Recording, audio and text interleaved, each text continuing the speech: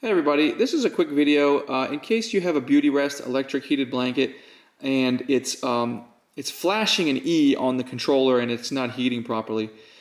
So if it's flashing an E, this really just means that something has been disconnected, either the controller from the blanket or something like that. So all you really need to do to fix this is you should go ahead and turn it off first, unplug it from the wall, and then just check all your connections and make sure everything is connected properly, that the wires going in and out of the controller and in and out of the blanket are all looking like they're in good condition, they're connected properly.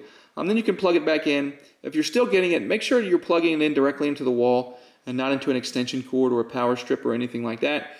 And that might get rid of it, and then you'll just know you can't use that extension cord or that power strip because it's not heavy duty enough for the electrical needs of this blanket. You'll have to plug it directly into the wall or get a more heavy duty extension cord. So anyways, hope this video helped. Thanks a lot for watching. Have a great day.